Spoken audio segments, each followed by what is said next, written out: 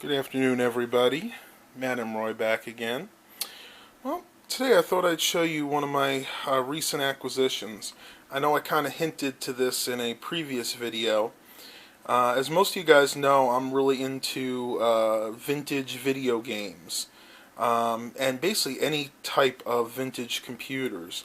And for the longest time, I've been wanting to purchase a Windows 98 system.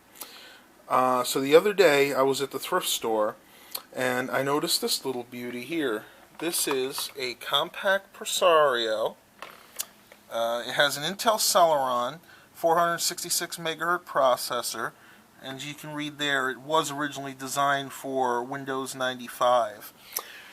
Now, they originally had this marked for $12.98. As most of you know, I'm kind of a bargain hunter. For an old system, I thought that was actually a little pricey. I know some of you probably would have snapped it up right away, but I'm always into getting a good deal. Our local thrift store, after 2 weeks, marks their prices down by half. So I was waiting and hoping that nobody would buy this, and sure enough, 2 weeks after, they had it marked down to $6.98. So I decided to snap it up. Go over some of the features of this computer. It has its original DVD-ROM CD drive. That's no burning capability, so it'll read DVDs, play DVD-ROMs, and read CD-ROMs. I may upgrade this in the future, but to be honest, the drive works flawlessly. And as you can see, it's kind of an odd color. Compaq used this kind of tannish gray color back in the day, and I would have a very hard time matching it. I have either a white or a black drive I could put in, but I don't think it would look quite as good. It is missing the door. Originally, this would have had a door that would have covered the whole thing, and there would have been a button you would press that would activate this button, and the only hole would be just for the drawer to open up for the top CD-ROM. I really don't care. If it was still on there, I probably would have taken it off anyway. Below that is your standard 1.44 megabyte floppy disk drive. Works perfectly, and I'm glad to have it because a lot of the games I play on this still are floppy based. Now, oddly enough, under here you actually have 2 USB ports, and that is actually a gaming joystick port. And that was huge for me because a lot of the games I play, I want to be able to use my joystick. And it was very rare to find a front-mounted, old-school joystick port on a computer. And just to let you guys know, those are USB 1.1 ports, because this system is actually from around 1999. So let's go ahead and boot her up real quick. I'll show you what she sounds like and what she's got in her.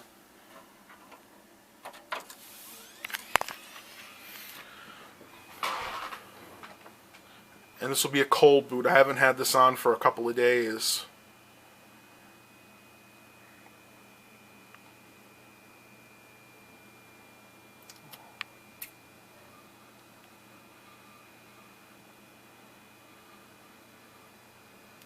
I don't know if you guys can hear that in the background, but this is definitely a noisy old hard drive. What's in there is a 10 gigabyte Quantum Fireball. Yep, the old school Quantums. And I've run diagnostics, and it is actually in perfect working order. Put my password in.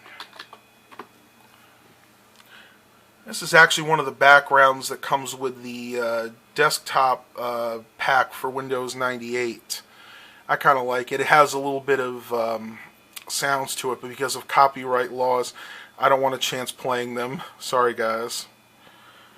And down in the task manager you can see we've got the scheduler, volume icon, and that right there is for the built-in Intel 810 graphics.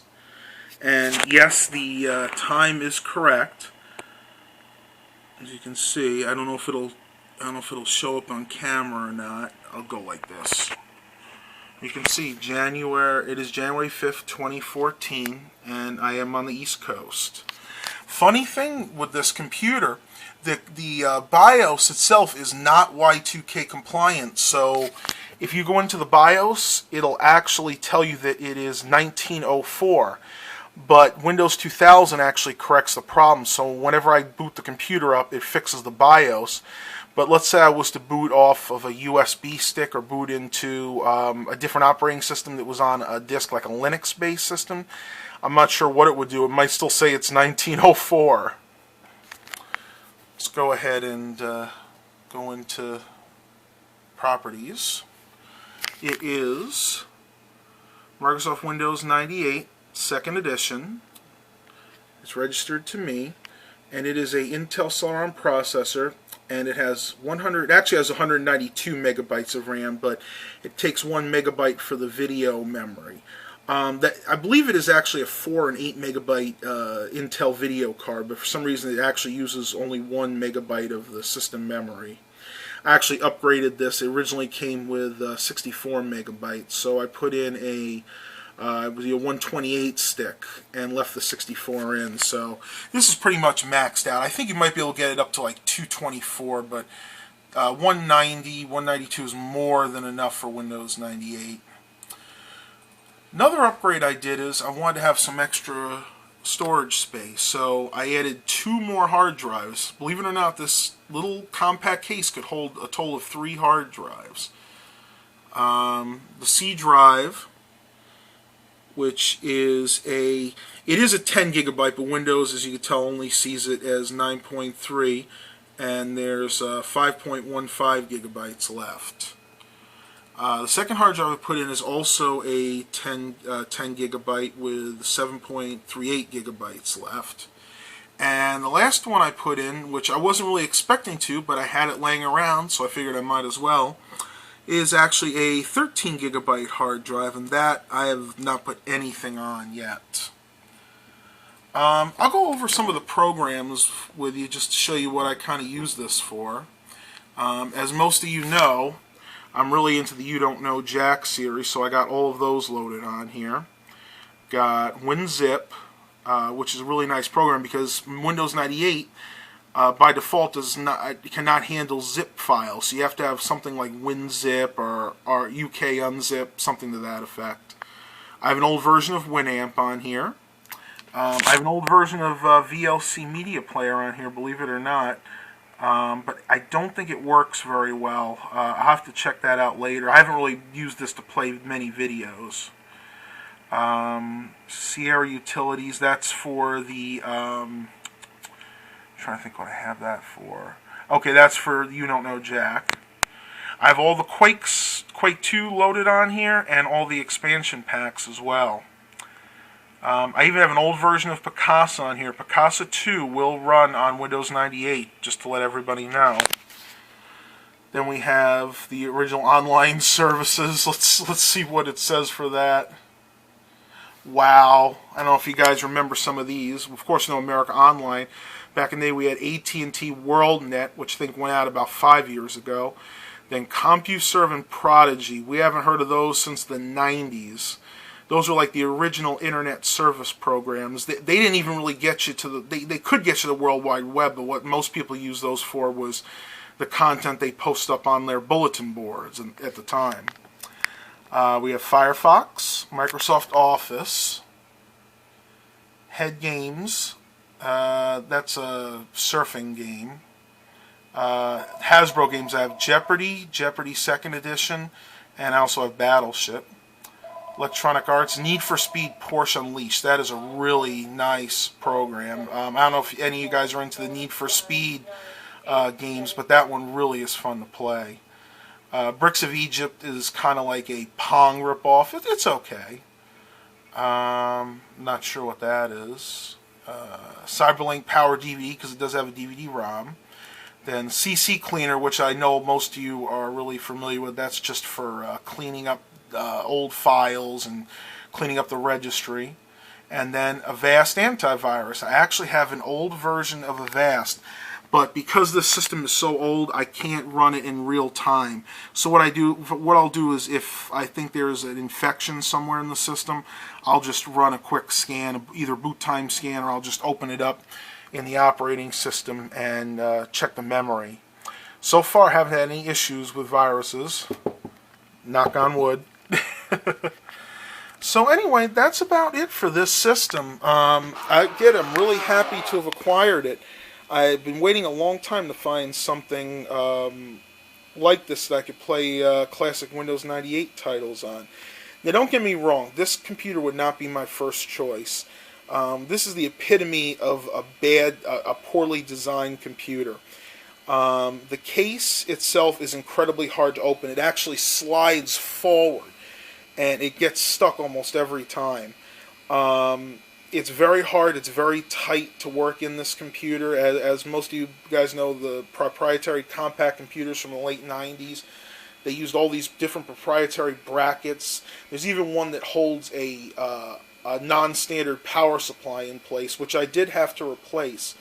And what I'll do is I'll open this up real quick and show you guys what I'm talking about. So I'll be back in just a minute. And here's the inside of the case. Again, as you can see, it's pretty tight in there. Now, I actually had to put in a different power supply. The original power supply was similar to this. It was one of the real thin ones, but it didn't have this little section that bows up.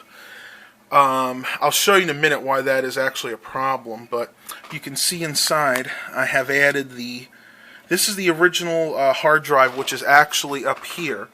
It sits in the second CD bay. That's the original Quantum Fireball 10 gigabytes drive.